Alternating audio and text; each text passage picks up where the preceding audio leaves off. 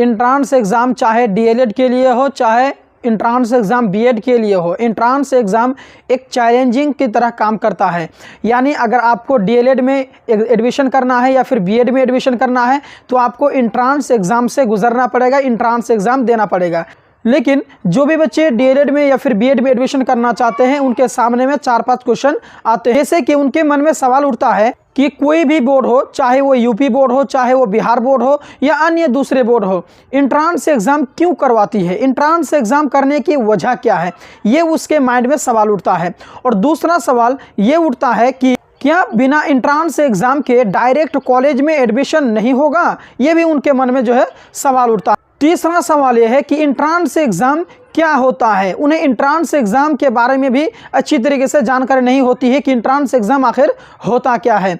चौथा सवाल उसके माइंड में उठता है कि क्या सिर्फ इंट्रांस एग्ज़ाम बिहार में ही होता है या फिर अदर स्टेट में, जैसे यूपी बोर्ड है या मध्य प्रदेश बोर्ड है या अदर स्टेट बोर्ड हैं, तो क्या सिर्फ बिहार बोर्ड ही इंट्रांस एग्ज़ाम करवाती है कि बिहार को छोड़ करके अन्य स्टेट में भी इंट्रांस एग्ज़ाम होती है डीएलएड या फिर बीएड के लिए, ये उसके माइंड में सवाल उठता है। और चौथा सवाल है कि बिहार में इंट्रांस एग्ज़ाम कब से शुरू होगा। वैसे तो डीएलएड के बारे में पता है कि डीएलएड के लिए जो है इंट्रांस एग्ज़ाम का फॉर्म अभी फिलअप किया जा रहा है, तो उसके बारे में तो सबको जानकारी है, लेकिन बीएड का अभी तक कोई नोटिफिकेशन नहीं आया है।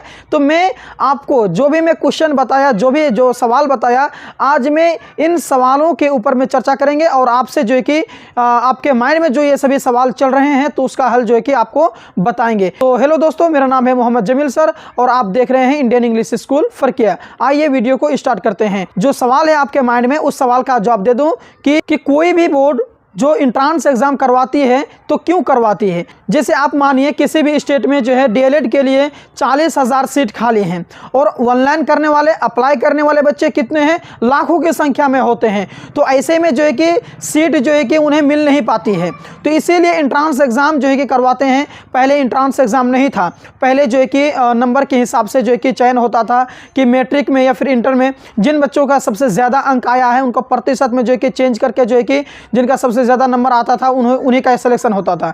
लेकिन अब जो है कि सिस्टम बदल करके इंट्रांस एग्ज़ाम रखा है कि अगर इंट्रांस एग्ज़ाम होगा, मानिए कि 40,000 सीट बिहार के अंदर में खाली हैं डीएलएड के लिए या फिर बीएड के लिए, जो भी आप मान लीजिए, उदाहरण देखिए मैं आपको समझा रहा हूं, तो उनमें अप्लाई करने वाले या ऑनलाइन करने वाले या एडमिशन लेने वाले जो है कि बच्चे लाखों में होते हैं। इसलिए इंट्रांस एग्ज़ाम एक जो है कि जरिया रखा जिसके हिसाब से इंट्रांस एग्ज़ाम लेते हैं और जिन बच्चों का अच्छा रैंक आता है, अच्छा नंबर आता है, उन्हीं बच्चों का सिलेक्शन होता है। इसीलिए जो है कि इंट्रांस एग्ज़ाम की ज़रूरत पड़ी, इसीलिए इंट्रांस एग्ज़ाम करवाते हैं। उसके बाद में मैं आपको सवाल नंबर 2 का भी हल बता दूं कि क्या बिना इंट्रांस एग्ज़ाम के कॉलेज में डायरेक्ट एडमिशन होगा या नहीं होगा। तो भाई मैं आपको बता दूं कि बिना इंट्रांस एग्ज़ाम के कॉलेज में डायरेक्ट एडमिशन नहीं होता है, चाहे वो प्राइवेट कॉलेज हो, चाहे वो गवर्नमेंट कॉलेज हो, चाहे वो बिहार स्टेट हो या फिर अदर स्टेट हो। बिना इंट्रांस एग्ज़ाम के ना बीएड में एडमिशन ले सकते हैं और ना ही जो है कि डीएलएड में एडमिशन ले सकते हैं। अगर कोई ऐसा है जो कहता है कि बिना इंट्रांस एग्ज़ाम के हम आपका एडमिशन ले लेंगे, तो इसका मतलब वो गलत है, या फिर वो आपके पैसा को बर्बाद करने के चक्कर में है, या फिर ऐसा मान लीजिए कि वो धोखाधड़ी है। आप उस कॉलेज का, उस यूनिवर्सिटी का आप अच्छी तरीके से सर्वेक्षण कर लेंगे, क्या वो कॉलेज एफिलिएटेड है या नहीं है, या फिर जो है कि वो तो फेक तो नहीं है, क्योंकि बिना इंट्रांस एग्ज़ाम के आपका एडमिशन होना असंभव है अभी के डेट में।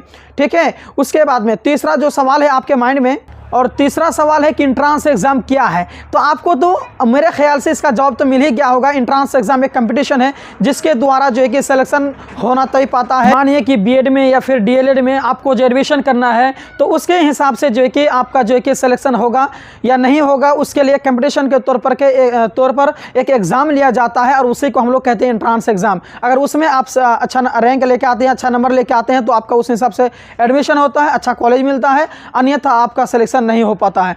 तो जो एग्ज़ाम होता है किसी भी कॉलेज में बीएड या डीएलएड में एडमिशन लेने के लिए जो एग्ज़ाम होता है, और उसी एग्ज़ाम को ही इंट्रांस एग्ज़ाम कहते हैं, यह आपको तो पता होगा। चौथा जो सवाल है कि क्या बिहार में ही इंट्रांस एग्ज़ाम होते हैं या फिर अदर स्टेट में भी इंट्रांस एग्ज़ाम होते हैं, तो मैं आपको बताऊं कि बिहार में तो इंट्रांस एग्ज़ाम होता ही है, साथ साथ में जो कि अदर स्टेट में भी आपका इंट्रांस एग्ज़ाम होता है। अगर आप बीएड में एडमिशन करना चाहते हैं अदर स्टेट में, तो वहाँ पर भी आपको जो है कि इंट्रांस एग्ज़ाम देना होगा। ठीक है। उसके बाद देखिए चौथा सवाल का तो मैं जवाब दे ही दिया हूँ। बिहार में जो है बीएड का एंट्रेंस एग्जाम का डेट अभी तक निकला नहीं है, उसके लिए जैसे कोई जो है कि अपडेट आएगा मैं आपसे शेयर करूंगा। तो उम्मीद है कि आपको हर चीज़ समझ में आ गया होगा, हर सवाल का जवाब आपको मिल गया होगा। तो अगर आप हमारे इस चैनल में नए हैं, पहली बार विजिट कर रहे हैं, तो आप अपना प्यार ज़रूर दिखाएंगे, हमारे चैनल को लाइक करेंगे, फॉलो करेंगे, शेयर करेंगे, सब्सक्राइब करेंगे। तो मिलते हैं एक और वीडियो में, तब तक के लिए धन्यवाद।